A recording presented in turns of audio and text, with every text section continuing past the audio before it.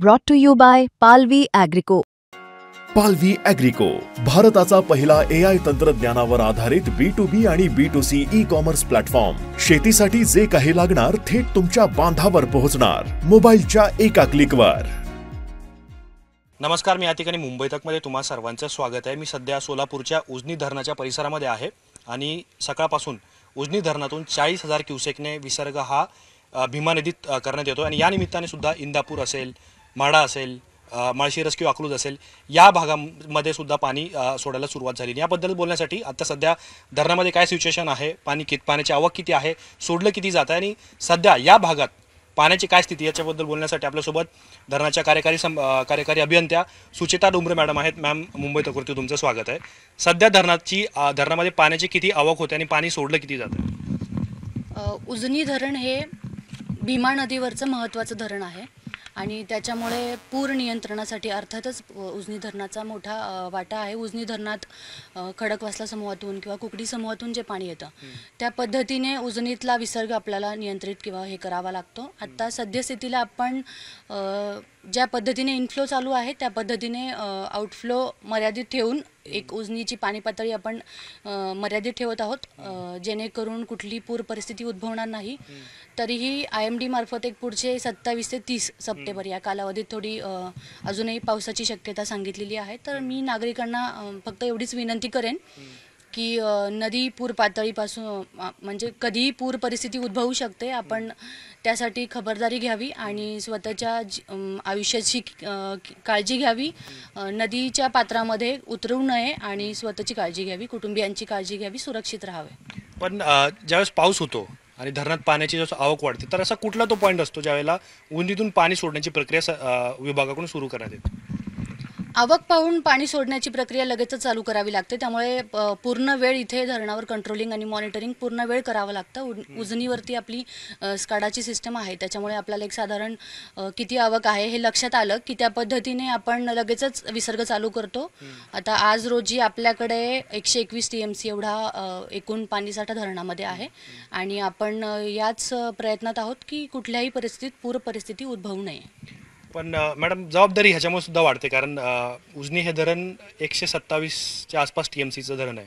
म्हणजे जास्त पाण्याची क्षमता असल्यामुळे सुद्धा तुम्हाला मॉनिटरिंग करताना पाणी किती आहे, पाणी किती सोडलं जावं, खाली पूरस्थिती निर्माण होऊ नये याची सुद्धा विशेष काळजी घ्यावी लागते. पण ज्यावेळेला सतत पाऊस होतोय, आता आपण बघतोय धाराशिव जिल्ह्यातल्या काही भागामध्ये पूरस्थिती निर्माण झाली आहे आणि हे कुणालाही म्हणजे हे कुणाला ठरवून काही गोष्टी होत नाहीत, ते निसर्गाच्या हातात. पण ज्या वेळेला आपत्कालीन उपाययोजना करण्यात येतात, म्हणजे जर आता तुम्हाला माहिती आहे की पुढच्या 7 दिवस IMDने वेदर रिपोर्ट दिला की ते पाऊस होऊ शकतो, तर त्या आपत्कालीन स्थितीमध्ये इमर्जन्सीमध्ये तुम्ही कोणत्या उपाययोजना करता? आपत्कालीन परिस्थितीमध्ये विसर्ग चालू करण्यापूर्वी सगळ्या यंत्रणांना आधी आपण त्याच्याबद्दल हे केलं होतं, सूचित केलं होतं की आपण पाणी विसर्ग चालू करणार आहोत नदीमध्ये, जेणेकरून जर काही कोणाची जनावरं किंवा इतर काही नुकसान होऊ नये, जीवितहानी किंवा इतर कुठल्याही पद्धतीचं नुकसान होऊ नये म्हणून सगळ्या शासकीय यंत्रणांची आपण पूर्ण वेळ संपर्कात राहून मगच विसर्ग धरणातून सोडण्यात येतो. तर आता 4-5 तालुक्यांमध्ये हे पाणी जाईल, तर इन केस आता पाणी सोडल्यानंतर जर पुढे पाणी वाढलं, तुम्ही जसं म्हणतात की IMDने जे अंदाज वर्तवला आहे, तर त्यावेळेला तुम्हाला नागरिकांना काय काळजी घ्यायला लागेल आणि तुम्ही प्रशासकीय पातळीवरती काय याची दक्षता घ्याल?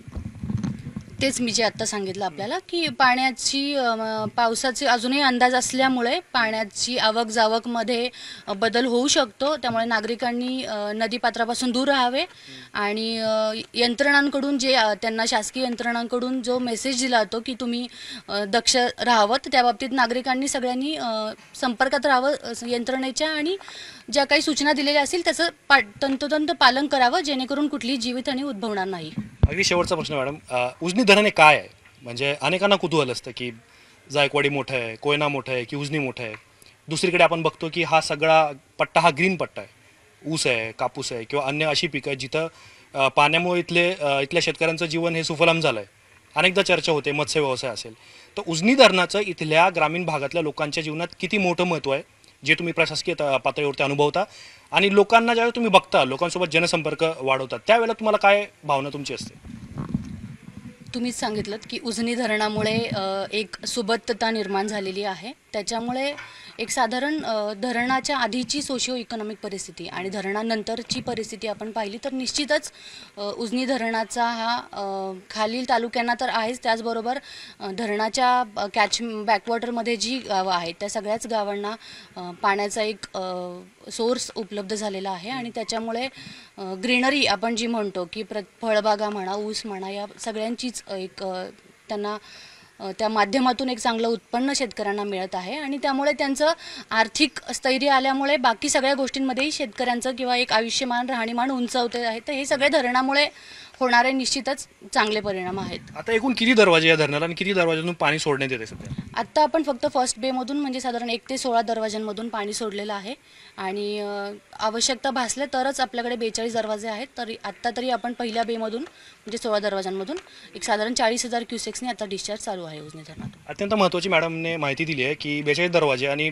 14 ते 16 दरवाजातून पाणी सोडण्यात येते. अर्थात हे पाणी जरी 40,000 क्युसेकचं असलं पण हवामान खात्याने जो इशारा दिला ह्यानुसार जर पाण्याची आवक वाढली किंवा पाऊस वाढला तर हा विसर्ग नाईलाजाने वाढवावा लागेल आणि म्हणूनच पुढची जी गावं आहेत, इंदापूर तालुक्यातले असतील, माडातले असतील, अकलूजमधले असतील, माळशिरसची असतील किंवा बार्शीतले काही गावं असतील, या गावातल्या नागरिकांना अधिकची काळजी घेण्याची गरज आहे. आपण हे का सांगतोय तर आपण एकीकडे बघतोय धाराशिव आणि बार्शी काही सोलापूरच्या काही भागामध्ये पूरस्थिती निर्माण झाली आहे, पण अशा वेळेला असं धरण ज्या धरणाची नेहमी चर्चा होते, ज्या धरणाच्या साठ्याबद्दल अनेकदा कुतूहल असतं लोकांना की या धरणात काय होतंय, किती पाणी आहे, लोकांना कशा पद्धतीने पाणी मिळतं, त्यामुळं याबद्दलची चर्चा करणं गरजेचं होतं. डुंगरे मॅम, तुमचं थँक्यू आम्हाला तुम्ही वेळ दिल्याबद्दल. हवामान खात्याचा अंदाज आहे पण तरीसुद्धा इथल्या सगळ्या भागातल्या नागरिकांना अधिकची काळजी घ्यावी लागणार आहे. या सगळ्या प्रकरणांबद्दल तुम्हाला काय वाटतं? उजनी धरण तुम्ही पाहिलंय का? इथे तुम्ही येऊन कधी आला असेल तर तुमचे काय अनुभव आहेत हे आम्हाला कमेंट बॉक्समध्ये जरूर नोंदवा. कॅमेरामॅन गोपाळसोबत मी आतिक, मुंबई तक, सोलापूर.